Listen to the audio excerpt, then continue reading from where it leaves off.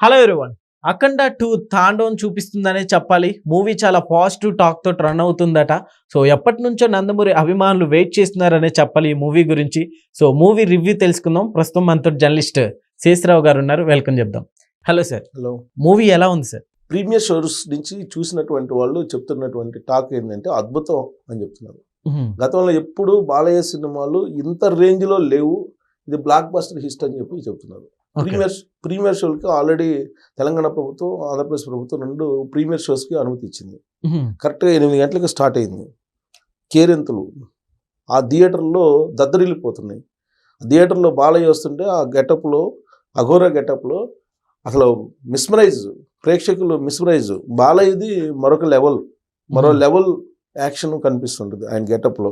Okay sir, ఈ మూవీలో మనకి మ్యూజిక్ ఎలా ఉంది సార్? ఎందుకంటే తమన్ గారి మ్యూజిక్ బాలకృష్ణ గారి మూవీ కంటే మామూలుగా ఉండదు అంటున్నారు, ఎలా ఉంది? ఇప్పుడు తమన్ మ్యూజిక్, బాలయ్య యాక్షను, తర్వాత బోయపాటి టేకింగ్, డైలాగ్స్, ఇవన్నీ కాంబినేషన్ కనుక చూస్తే ఈ కాంబినేషనే సూపర్ హిట్.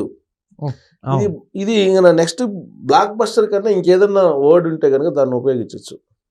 కలెక్షన్స్ రిలీజ్కి ముందే కలెక్షన్స్ రికార్డులు బదులు కొట్టింది. సార్ ఈ మూవీ అంటే పార్ట్ 1కి అంటే 2కి కంటిన్యూషన్ ఉందంటారా, లేకుంటే కొత్త పాత్రలు ఏమన్నా మనం చూడొచ్చు అంటారా? ఎక్కడైతే అఖండ ఆగిపోయిందో, అఖండ 1 అక్కడి నుంచి ఇది స్టార్ట్ అయింది. ఓకే.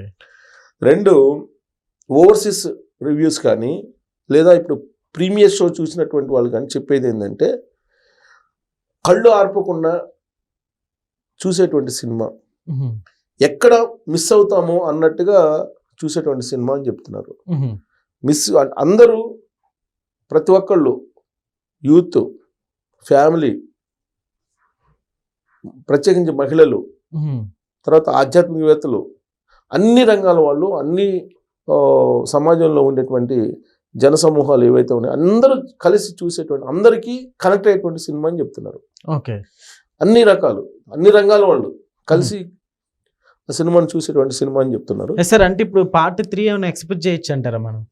ఆల్రెడీ పార్ట్ 3 కూడా ఒక టైటిల్ కూడా పెట్టి సోషల్ మీడియాలో వైరల్ చేస్తున్నారు. జై అఖండ అనే ఒక టైటిల్ కూడా ఒకటి పెట్టి, అదే పార్ట్ 3 కూడా అదేను. ఇప్పుడు తాండవం 2, తాండవం 3, అఖండ 2, అఖండ 3, ఇప్పుడు అఖండ జై అఖండ అనేటువంటి పేరు ఏదో ఒకటి సోషల్ మీడియాలో వైరల్ అవుతుంది. సో కాబట్టి ఇప్పుడు ఈ సినిమా అఖండ తాండవానికి చాలా వేరియేషన్స్ ఉన్నాయి. ఎందుకంటే అఖండ మామూలుగా అఖండ సినిమా అది రొటీన్గా తీసినటువంటి సినిమా అయినప్పటికీ కూడా అది హిట్ అయింది. బికాజ్ ఆఫ్ బాలకృష్ణ యాక్షను, తర్వాత స్టోరీ టేకింగ్, ఇవన్నీ మామూలుగా ఉండేవే. కానీ దానికంటే మరో లెవెల్లో దీనికి ఇచ్చారు. స్పెషలైజేషన్ చెప్పాలంటే మీకు గ్రాఫిక్స్ చెప్పుకోవచ్చు. గతంలో బాలకృష్ణ సినిమాకి, ఏ సినిమాకి కూడా ఇంత పెద్ద ఎత్తున గ్రాఫిక్స్ వాడలేదు. రెండోది చేసేటప్పటికి సర్వేపల్లి సిస్టర్స్ వాళ్ళు పాడినటువంటి బ్యాక్గ్రౌండ్ లిరిక్స్, తర్వాత మిశ్రా బ్రదర్స్ బాలయ్య యుద్ధం చేస్తుంటే మిశ్రా బ్రదర్స్ చేసినటువంటి బ్యాక్గ్రౌండ్ శ్లోకాలు ఏవైతే ఉన్నాయో అవి ఒక పెద్ద హైలైట్ సినిమాకి.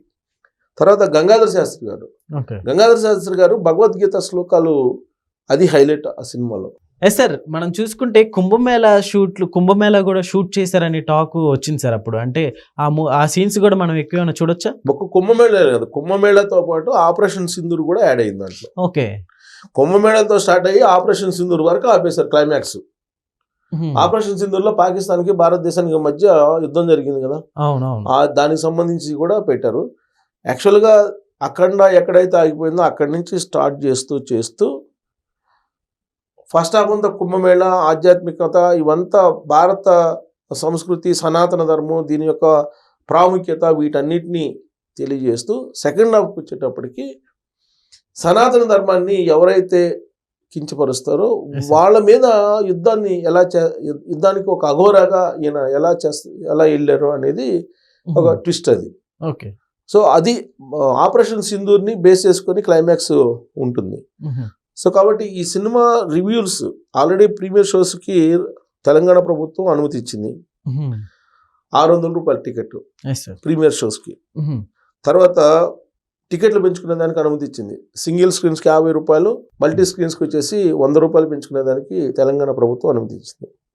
ఆంధ్రప్రదేశ్ ప్రభుత్వం ఆల్రెడీ ప్రీమియర్ షోస్కి 600 రూపాయలు, సింగిల్ స్క్రీన్కి 70 రూపాయలు, అలాగే మల్టీప్లెక్స్లకి 100 రూపాయలు చేస్తూ 10 రోజుల పాటు పెంచుకోవచ్చు అని చెప్పి అక్కడ పర్మిషన్ ఇచ్చారు. ఓకే, సరే పర్మిషన్స్ ఇచ్చినా లేకపోయినా బాలయ్య సినిమా అంటే అది ఖచ్చితంగా ఆడి తీరుతుంది. ఎందుకంటే అఖండ సినిమా రిలీజ్ అప్పుడు అసలు అప్పటికి టాలీవుడ్లో ఎవరైనా సినిమా రిలీజ్ చేయాలంటే భయపడే రోజులు అవి. ఎందుకు, కరోనా తర్వాత సినిమా పరిశ్రమ సినిమా రిలీజ్ కానటువంటి పరిస్థితి, ఎవరికి వాళ్ళే భయపడుతున్నటువంటి పరిస్థితిలో అఖండ వచ్చింది. అఖండ బ్లాక్ బస్టర్ హిట్ అయింది. ఆ తర్వాత మిగతా సినిమాలు రిలీజ్ అయినాయి. సార్ ఇప్పుడు అలానే ఇప్పుడు ఈ రెండింగ్కి వస్తుంది కదా ఈ మూవీ, మధ్యలో ఎలాంటి పెద్ద మూవీస్ కూడా లేవు. కలెక్షన్స్ గురించి మనం మాట్లాడుకుంటే ఎలా ఉంటాయి అంటారు? ఇప్పటికే 200 కోట్లతోటి నిర్మించినటువంటి సినిమా ప్రమోషన్స్ తోటి సహా 200 కోట్ల రూపాయలు అయినాయి అని చెప్పి చెప్తున్నారు. ఈ 200 కోట్ల రూపాయలు ఎప్పుడు అధిగమించేసింది రిలీజ్ కాకముందే అనౌన్స్ ఆల్రెడీ అయిపోయింది. బుక్ మై షోలో చూస్తే బుక్ మై షోలో ఒక టికెట్ కూడా లేదు. వారం రోజుల పాటు మీకు దొరికేటువంటి అవకాశం లేదు టికెట్స్ బుక్ మై షోలో. కాకపోతే బుక్ మై షో ఒక 2-3 గంటల పాటు దాన్ని తీసేశారు. తాను బుకింగ్స్ చూపించలా. ఎందుకు చూపించలేదంటే మద్రాస్ హైకోర్టులో ఈరోస్ ఇంటర్నేషనల్ అనేటువంటి సంస్థ, బాలీవుడ్ సంస్థ, అది బాలీవుడ్ సంబంధించిన సినిమా నిర్మాణ సంస్థ, అది కోర్టుకు వేసింది. ఎవరి మీద వేసిందంటే 14 Reels వాళ్ళ మీద వేసింది. 14 Reels ఎంటర్టైన్మెంట్ మీద వేశారు. వీళ్ళిద్దరు కలిసి గతంలో మహేష్ బాబు నటించినటువంటి 1 నేనొక్కడినే, అలాగే ఆగడ సినిమా, ఈ 2 సినిమాలకు సంబంధించి వీళ్ళిద్దరూ భాగస్వామ్యంతో ఆ సినిమాలకి పెట్టుబడులు పెట్టారు. ఆ క్రమంలో 28 కోట్లు ఈరోస్ ఇంటర్నేషనల్కి ఇవ్వాలి అనేది వివాదం. దాని మీద మద్రాస్ హైకోర్టుకు పిటిషన్ వేస్తే మద్రాస్ హైకోర్టు ఈ సినిమా రిలీజ్ని ఆపండి అని చెప్పేసి ఏదో ఒక ఆర్డర్ పాస్ చేసింది. సార్ ఆగిపోవచ్చు అంటారు? ఆగే అవకాశాలు ఆగలేదు కదా, క్లియర్ అయిపోయింది కదా. ఆల్రెడీ వివాదం బయట పరిష్కరించుకున్నారు, కోర్టులో కూడా క్లియర్ అయిపోయింది. ప్రీమియర్ షో రిలీజ్ అయింది, ప్రీమియర్ షోస్ చూస్తున్నారు ఇప్పుడు. అలాగే ఓవర్సీస్ రిపోర్ట్స్ వస్తున్నాయి. ఓవర్సీస్ రిపోర్ట్స్ అద్భుతం అని చెప్పేసి, అసలు ఓవర్సీస్ లో అయితే వారం ముందే అయిపోయినాయి టికెట్స్ అక్కడ. గతంలో ఎప్పుడు బాలయ్య సినిమాకి అంత కలెక్షన్స్ రాలేదు.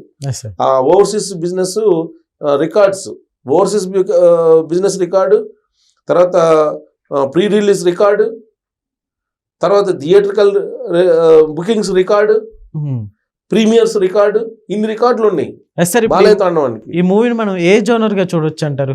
అంటే హిస్టారికల్ లేకుంటే mythological with mass? Okay, mythological with mass.